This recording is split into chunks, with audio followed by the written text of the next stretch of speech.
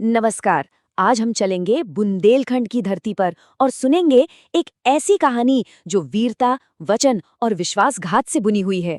ये कहानी है महान योद्धा आल्हा उदल की और उनकी बहन चंद्रावली की चौथ की। एक ऐसी चौथ जिसमें एक भाई का प्रण इतिहास लिख देता है। तो चलिए सीधे इस कहानी में उतरते हैं। ये सिर्फ एक लोक कथा नहीं है, बल्कि बुंदेलखंड के लोगों के दिलों में और उनके लोकगीतों में आज भी धड़कती एक विरासत है। अक्सर बड़ी कहानियों की शुरुआत बहुत ही भावुक पलों से होती है, और इस कहानी की शुरुआत भी हुई एक माँ के आंसुओं से और एक बेटे के अटूट वचन से।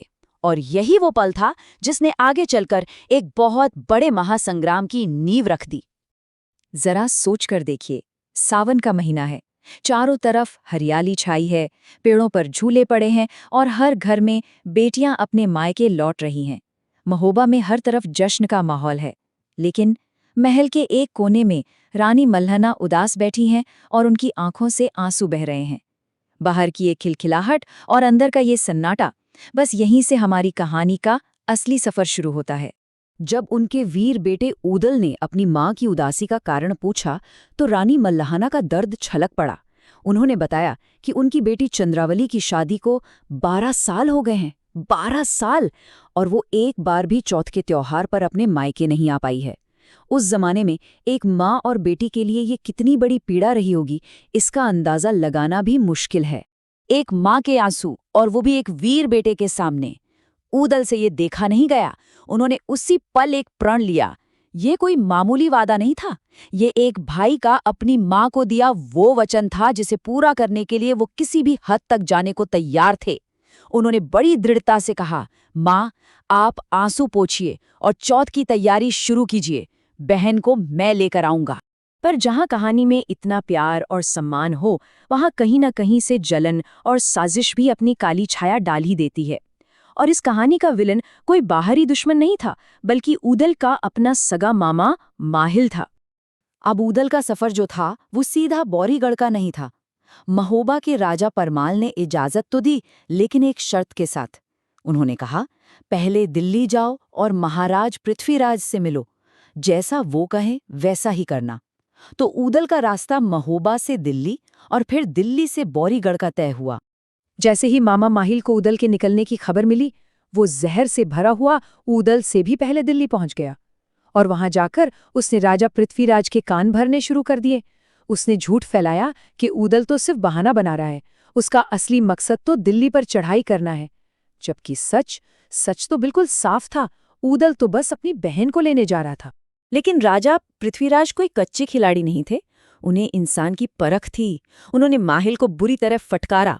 गुस्से में बोले, तुम अपनी झूठी बातों से राजाओं को आपस में लड़वाते हो। तुम्हारी वजह से न जाने कितनी जानें गई हैं। माहिल का सिर शर्म से झुक गया और वो वहां से चला तो गया, पर उसके दिल की आग अभी बुझी नहीं थी। दिल्ली में तो माहिल की दाल नहीं गली, पर उसने हार कहाँ मानी थी। अब कहानी एक ऐसे खतरनाक मोड़ पर पहुंचती है जहां मीठी मेहमान नवाजी की आड़ में एक बहुत बड़ा धोखा तैयार हो रहा था। जब ऊदल बौरीगढ़ पहुंचे तो राजा वीर शाह ने उनका ऐसा जोरदार स्वागत किया जैसे कोई बहुत अपना आया हो।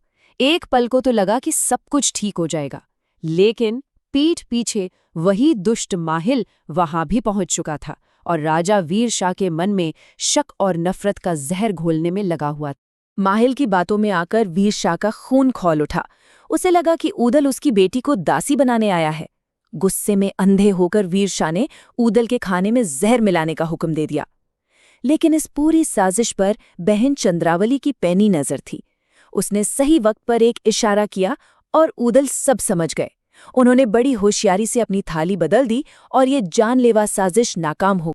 जब जहर वाली चाल फेल हो गई तो कायरों ने अपना असली रंग दिखाया। वीर शाह के बेटों ने निहत्थे ऊदल पर हमला कर दिया। ऊदल अकेले थे, बिना किसी हथियार के। फिर भी वो बहुत बहादुरी से लड़े, पर आखिरकार धोखे से उन्हें पकड़ लिया गया और एक अंधेरे गहरे कुएं में फेंक दिया गया, जिसे उस समय अंधकूप कहा जाता था। ऊदल के कैद होने की ये खबर जब महोबा पहुंची तो सोचिए क्या हाल हुआ होगा। एक आग सी लग गई। एक भाई का वचन पूरा करने का जो मिशन था, वो अब अपने भाई को बचाने की एक बड़ी जंग में तब्दील हो चुका था। और यहीं से शुरू हुआ बौरीगढ़ का महासंग्राम। खबर सुनते ही महोबा के विशाल सेना तो तैयार हुई ही, लेकिन वो अकेले नहीं थे। राजा पृथ्वीराज को जब ये पता चला कि उनके भेजे हुए मेहमान के साथ इतना बड़ा धोखा हुआ है, तो उनका भी खून खौल उठा। उन्होंने भी न्याय के लिए अपनी सेना भेज दी। अब महोबा और दिल्ली की दो विशाल सेनाएं एक होकर बुरीगढ़ की तरफ बढ़ रही थीं। पर सीधी लड़ाई से पहले एक बहुत ही साहसी योजना बनाई गई। कुछ जांबाज बनाफर वीरों ने योगी का भेष बदला और चुपके से किले में दाखिल हो गए। उन्होंने उस अंधेरे कुएं का पता लगा लिया जहां ऊदल कैद थे, और फिर रातों रात एक सुरंग खोदकर अपने वीर ऊदल को आजाद करा लिया। और जैसे ही ऊदल आजाद हुए, बस युद्ध का बिगुल बज गया। ऐसा घमासान युद्ध छिड़ा कि धरती कांप उठी। मलखान और चौड़ा जैसे वीरों ने एक एक कर वीरशाह के सभी बेटों को बंदी बना लिया। जब खुद राजा वीरशाह मैदान में आए तो आल्हा ने उन्हें भी बंदी बना लिया। और फिर आल्हा ने ऐसी गर्जना की जो आज भी याद की जाती है। उन्होंने अपने भाई को आदेश दिया, ब्रह्मा, बौरीगढ़ को धूल में मिला दो, इस धोखे का यही जवाब है। युद्ध का नतीजा अब तय हो चुका था। इस भारी विनाश के बीच अब वक्त था उस सच के सामने आने का जिसे माहिल के झूठ के बादलों ने छिपा दिया था। अब वक्त था सम्मान की वापसी का। जंजीरों में जकड़े राजा वीरशाह ने जब आल्हा के मुंह से ब्रह्मा का नाम सुना तो उसकी रूह कांप गई। उसे लगा कि ये कोई दैवीय योद्धा है। उसने डरते डरते कांपती आवाज में पूछा, ये कौन है ब्रह्मा? तब आल्हा ने जोर से जवाब दिया, ये कोई और नहीं, राजा परमाल का बेटा है, तुम्हारी बहू चंद्रावली का छोटा भाई, जिसे इस बार रानी मल्हना ने अपनी बेटी को लिवाने भेजा है। ये सुनते ही वीरशाह के पैरों तले से जमीन खिसक गई। उसे एक पल में समझ आ गया कि उससे कितनी बड़ी और भयानक भूल हो गई है। वो माहिल को कोसने लगा और उसने माना कि ये सारा का सारा अनर्थ उसी के षड्यंत्र की वजह से हुआ है। उसे अपनी गलती का गहरा एहसास हो गया था। इसके बाद जो हुआ वो भी अपने आप में एक मिसाल है। युद्ध का माहौल दोस्ती और सम्मान में बदल गया। वीरशाह और उनके बेटों को आजाद कर दिया गया। महिल की साजिश सबके सामने आ गई, और सबसे जरूरी बात, चंद्रावली को पूरे मान सम्मान के साथ उसके मायके विदा किया गया। महोबा में धूमधाम से चौथ का उत्सव मनाया गया, और आल्हा ऊदल की वीरता की ये कहानी हमेशा हमेशा के लिए अमर हो गई। ये कहानी हमें बहुत कुछ सिखाती है। वचन का क्या मूल्य होता है, परिवार का सम्मान क्या होता है, और धोखे का नतीजा कितना कड़वा होता है। लेकिन आखिर में एक सवाल जरूर छोड़ जाती है कि क्या अपने वचन और सम्मान की रक्षा के लिए किया गया हर युद्ध और हर विनाश जायज़ है? इस पर विचार जरूर कीजिएगा।